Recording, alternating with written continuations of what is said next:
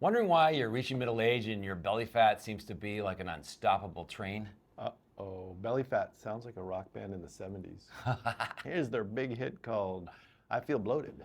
Well, there's some specific reasons why your body decides to put fat around your abdomen, and we're going to talk about the causes and things that you can do about them. And what's the big deal? Well, who cares if it's around my abdomen or if it's in my legs or my butt? Right. So I'd say the first thing is, hey, if you don't care about your appearance, fine, good on you for being confident. But the fat that's around your organs or that visceral fat actually is linked to chronic disease. So It's worse diabetes, for you. heart disease, mortality, so all of them. So that's a nice little segue. So really there's two kinds of belly fat. There's the belly fat that's inside of your skin, Yeah. surrounding your organs. Subcutaneous tissue. Yeah, like usually it's in the 2 to 3 kilogram amount. That's how much we have. And that's what actually causes your belly to be firm and distended. It's not like the jiggly belly. No, It's no. like that hard, firm, protuberant abdomen. And our bodies preferentially put fat there. Yeah. Why do they do that? Oh, because it's readily available for use for energy. The whole point of fat is to store it for energy so that when you don't have food around you, you can break down that fatty acid. Right. So our bodies are historically driven and programmed to save those very valuable calories for times of famine or food scarcity. And do you know how you get rid of it? Where where most of your fat goes, like once you break it down? You breathe it out. That's how you get rid of all the carbon. Right? You have fatty acids, you add oxygen, and then what you get is carbon dioxide, water, and energy. Right. And so most of the carbon you breathe out. Breathe out your fat, 80% of it. Breathe out your fat. But the trouble is that despite being programmed this way, now we have an unlimited number of calories. So our body still thinks that calories are critical and that we can't get enough of them. Because I thought, well then, why can't our body be smart enough to say, hey, guess what, Brad, you had 500 calories too much today. Why don't you just pee it out? Yeah. We just can't do that. Our bodies are irreversibly programmed to save those calories, and that's why we store them.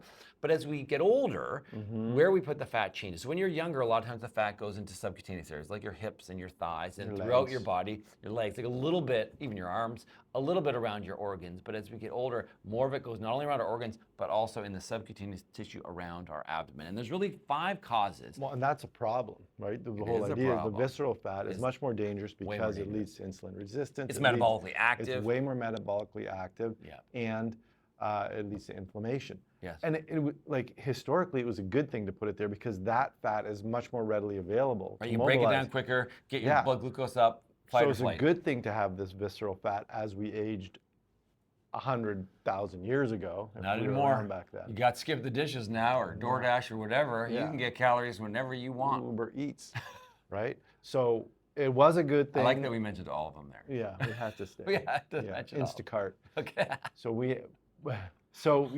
It was a good thing back then. It's not a good thing now because this visceral fat is worse for you than fat in other parts of your body. Right. Just wanted to mention that. No, I like that. Okay, so the top 5 reasons that we start to put more fat in our belly. So when you're 20, I feel like you can just eat whatever you want and just your metabolism is so high. So number 1 is hormonal changes though. And this, if you go on social media, obviously in our channel, we've talked about it a lot. Less about the testosterone side, but definitely the estrogen side. As we get older, our hormones often decrease. So with menopause, estrogen goes down. With men, their testosterone goes down. And often your thyroid function, your thyroid hormone goes down over time.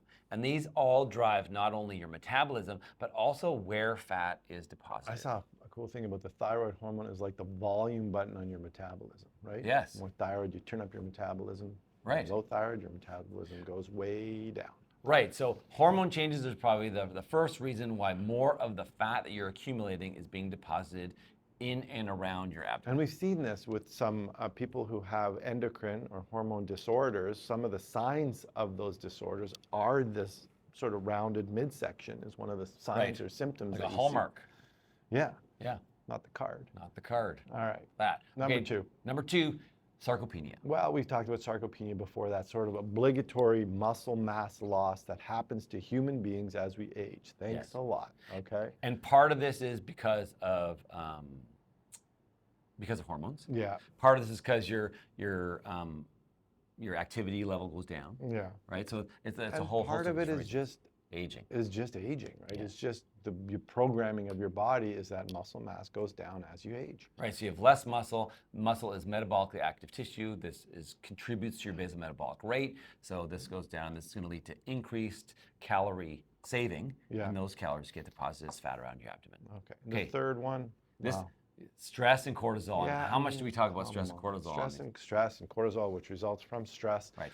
is not good for you for many reasons. One of which is the fact that it encourages your body to store its fat around the viscera in the central part of your body, which, as we just said, is not good for you. Right. Okay. Number 4, disrupted sleep. That's back to the pillars of health.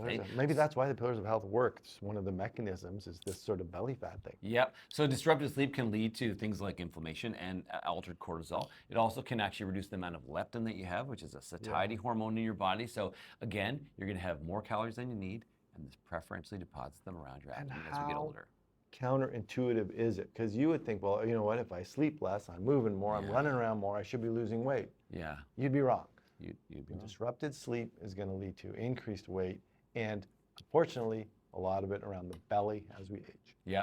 And number 5 is more generic one. It's more about lifestyle choices, and particularly as we get older, we have less what's called NEAT. So that's non-exercise activity thermogenesis. Not so neat, really. It's not so neat. So you're doing less, like standing, less fidgeting, less not walking for exercise, but just walking around. So you're spending more time on the couch or at your desk or whatever. As we get older, we do less of that. Yeah. So those calories are now turned into fat. And the other one is poor food choices. Well, it happens. Yeah, so highly processed food, highly sugary foods. Did you know that to convert protein to fat, 30% of those calories actually have to be burned in the process of converting protein to fat? And this is one of the reasons why people say, hey, you should have protein in every meal. You should protein, you need to have adequate amounts of protein. Yeah, and that's maybe why those high protein diets or ketogenic diets or carnivore diets can lead to weight loss, because almost a third of the energy you're taking in eating a protein goes back into digesting the protein. Right, whereas refined sugars,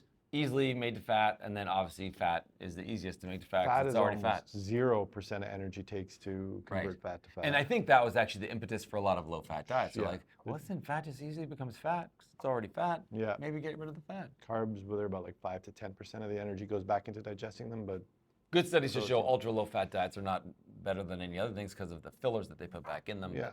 That's a totally separate note.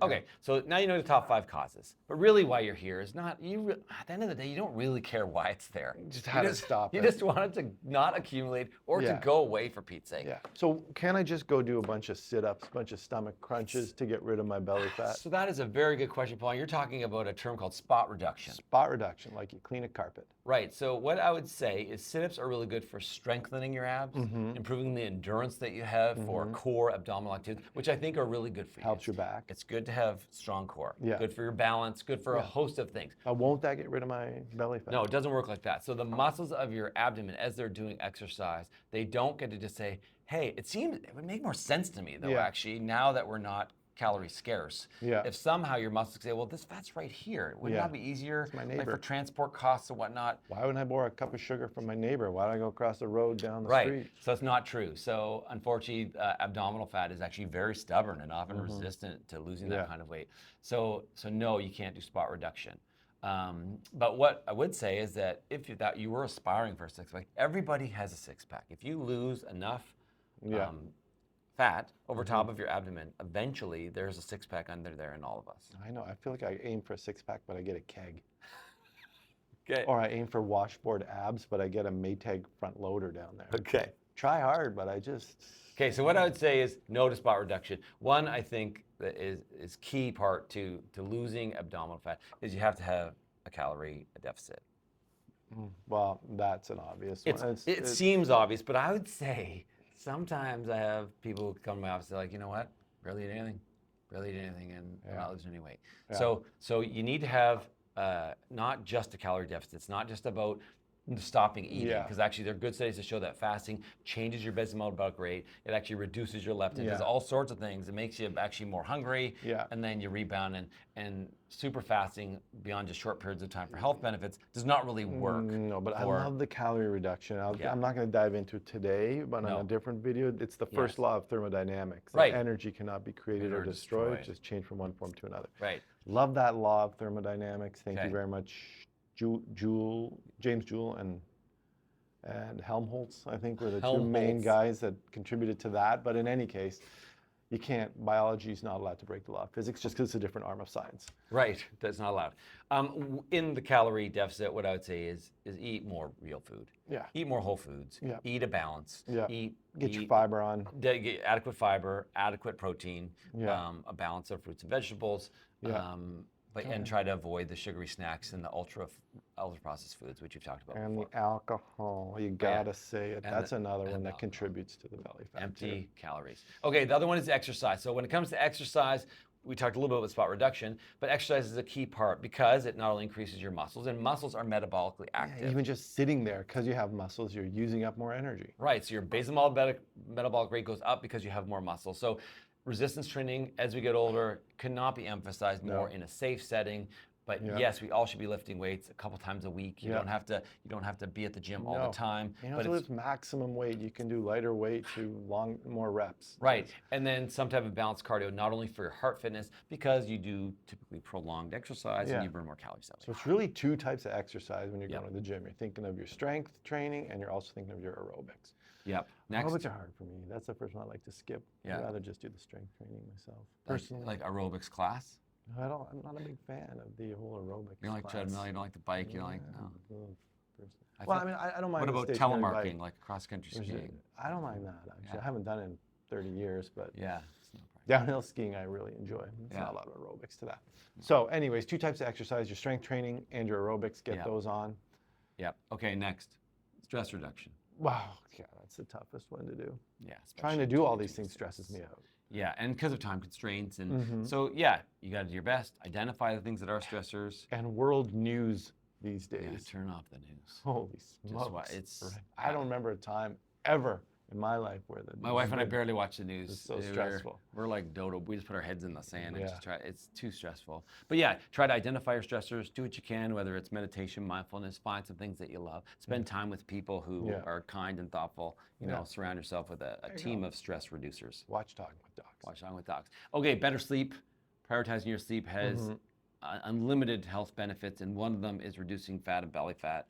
So not only amount of sleep, but also have a regimen, have good sleep hygiene, have a good cold, dark, quiet room. That's it. Good Get your sleep 7 to 9 hours if you caffeine can. before you go to bed. And then the last one, we've talked about this a lot, and most people are aware of it now, is Hormones. hormone replacement if it's appropriate for you. Yeah. Not every person who's menopausal has to have hormones. It's worth having a discussion with your family doctor. Yeah. I would say also not every 70-year-old man who definitely has lower testosterone than he did when he was 30 has to have testosterone replacement, but discuss your personal situation, the risks and the benefits to consider. Obviously, if you have a thyroid issue, correctable problem that should be dealt with. Correctable endocrine abnormalities, that's obvious, which is super common, right? Very thyroid common. disorders. So really, you know, you may or may not need to do something about your hormones, but look into it. Right. So now you know belly fat is super common. Rhymes with smelly cat. Judy, the friends. Smelly cat, what are they feeding you? Everybody! Yes. So, but really common and really frustrating and really refractory to your intervention, despite feeling like you're doing your best. You're like, what the heck, my belly fat won't go away. You're not alone. Yeah. Leave a comment if you've got belly fat and it bugs you and what you're trying to do, what you've done that worked. That actually would be useful for us. Why do you think they invented suspenders? There you go. And if you like this video, please like it, subscribe to our channel, share it with someone who's battling the belly fat. And remember, you are in charge of your own health. We'll see you next time.